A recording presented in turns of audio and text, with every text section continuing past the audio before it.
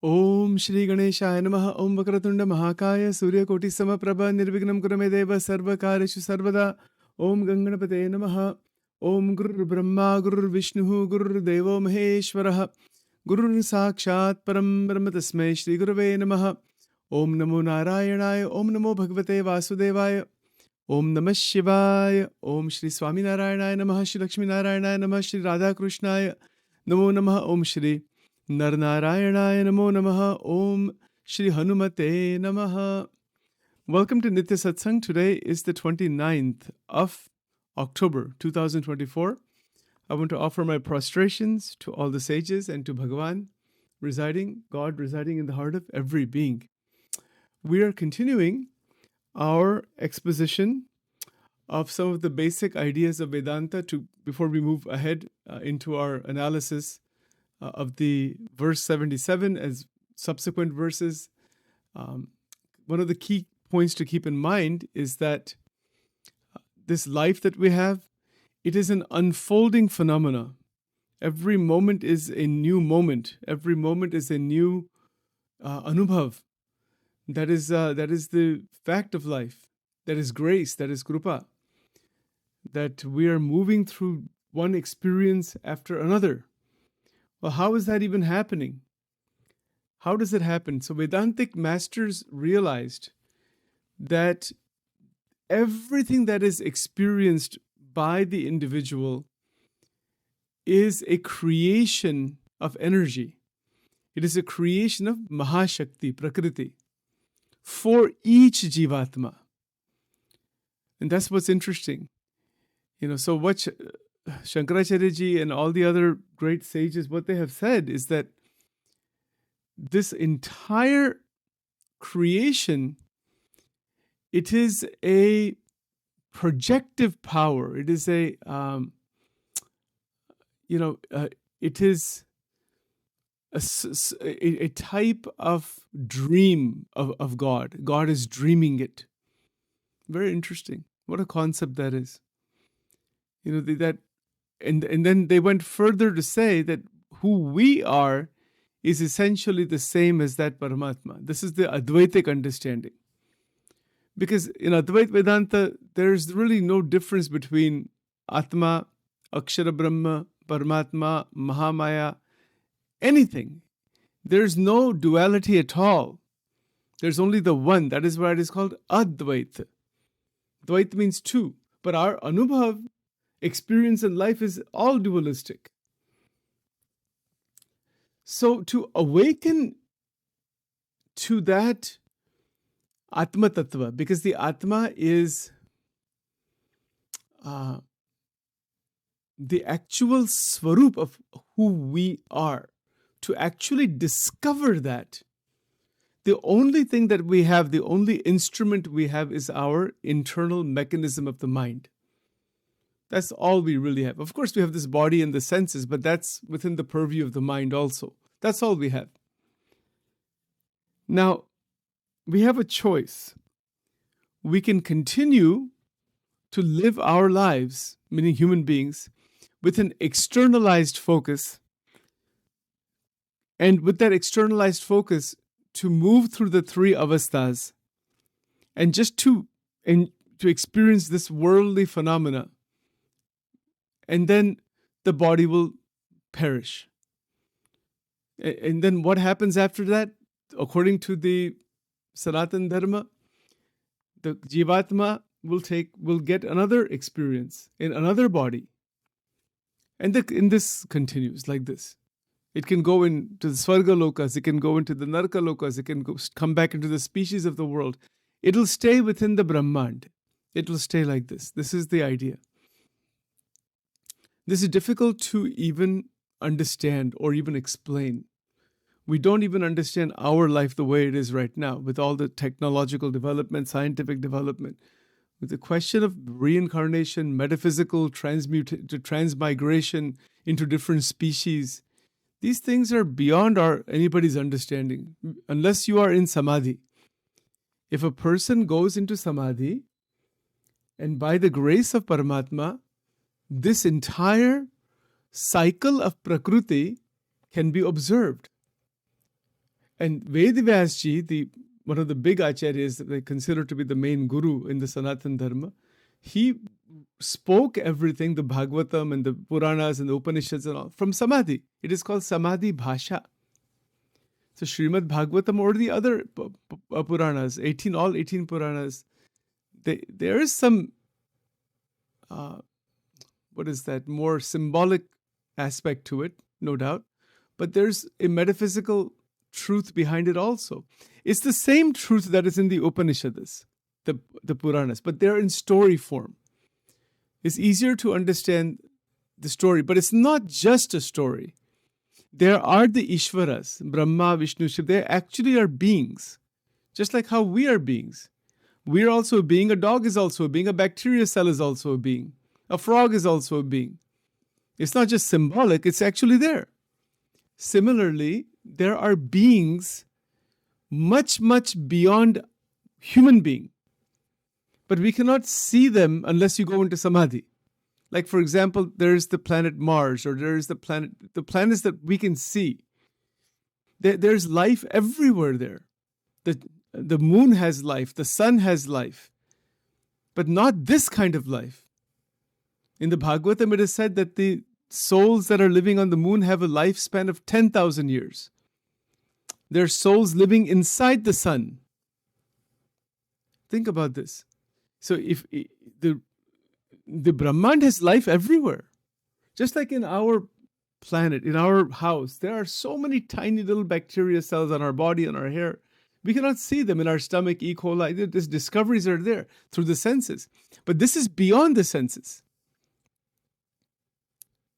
So the entire parampara, Rishi parampara from Vedic time till present, and all the different sampradayas and all, the bona fide sampradayas that have come out of the anubhav of each Sadguru,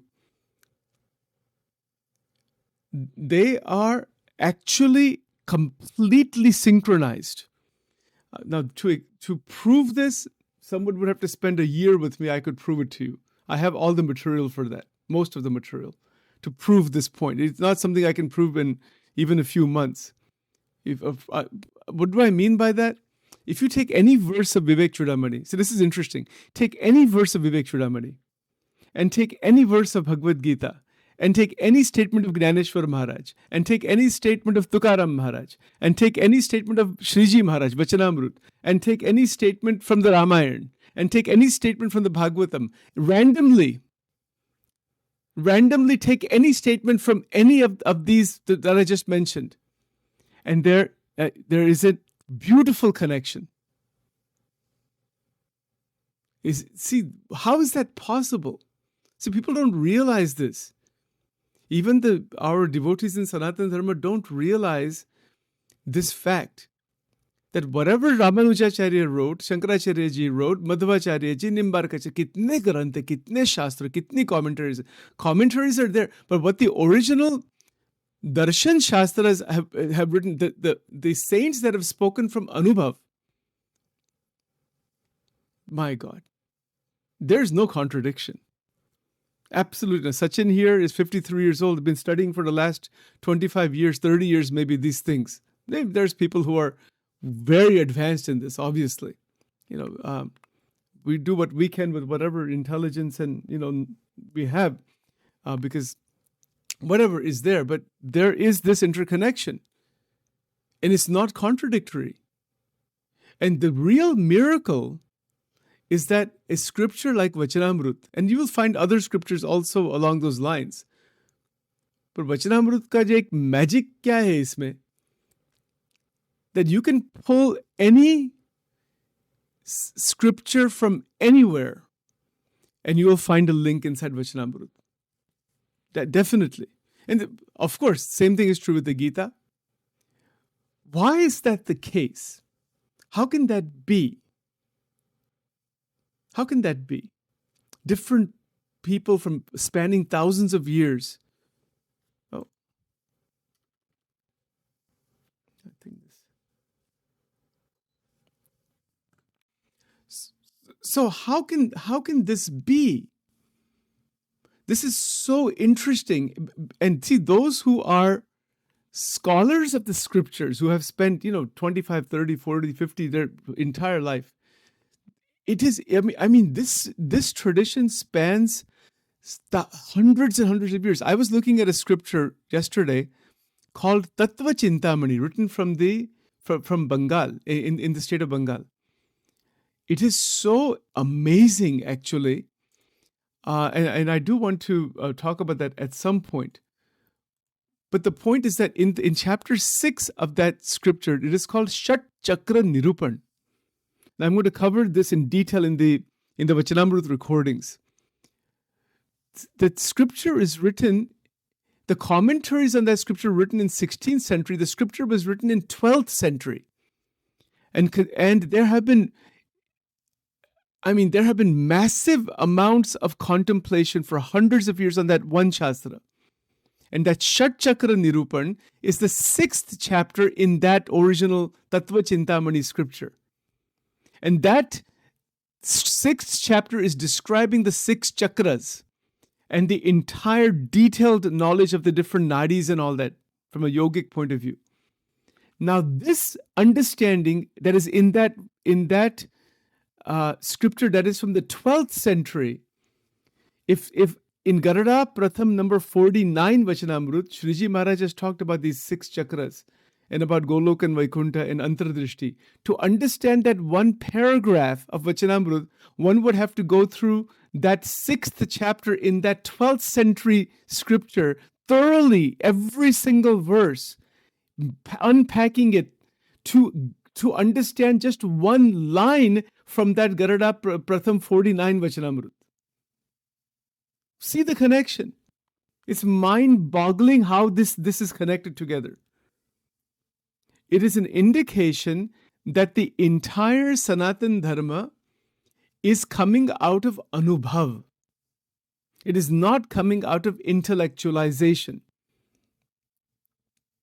That is what it means. It has to mean that. It cannot mean anything else. And in fact, the Sanskrit language itself, the various original mantras and stotras and everything written by Vedvyasji, and then the many rishis that have come, the amazing scriptures they have written out of Anubhav. No doubt, there are those who have written out of analysis, scholarship. Tikas, those are called tika. Those are called, those are the tika, meaning they are commentaries. But those that have seen, anubhav kiya hai aur likha hai, that is called darshan shastra. Usko darshan kehte hai. And this is our goal. Our goal is not simply to repeat ideas. That's fine. We need to do that. We don't need to reinvent the wheel. That statement, you don't need to reinvent the wheel is there. Put it on the car and drive the car. All the background work has been done for 10 to 15,000 years.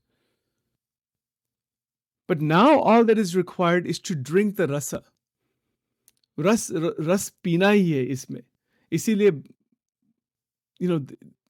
scriptures, Sadgurus. But remember one thing, it is about, you cannot drink the ocean. Even if there is an ocean of honey, or let's say ocean of this, sugar cane ras, sherdi ka ras. You cannot drink the ocean of that. We take 1 glass, 2 glass, 3 glass. Enough. That is satisfying. We cannot drink the ocean. The Bhagavad Gita, Srimad Bhagavad Gita, is an ocean. It is oceanic. You can take one verse and try to probe into that for thousands of years. There will be no end to that. Obviously, people have done extensive nirupan, extensive commentaries. Even that is not enough. Shankaracharya ji has written a Bhagavad Gita Bhasyam. So many people have written, so many contemplators. Constantly there's new material coming out. But ultimately, it is Anubhav. और जब अनुभव होता है ना, जब अनुभव होता है, that is Diwali. Now that Diwali is there, Diwali, what is Diwali? lighting the lamp of Gnan, Gnanadeep. Ajnanatimirandasya Gnananjana Shalakaya, right? It is the lighting, the realization of the Atma Tattva that begins to open. And that realization is only possible when our Antakarana, the internal instrument, is brimming with bhakti, is infused with jnana, is infused with contemplation, is infused with seva. It is infused with mahima. It is infused with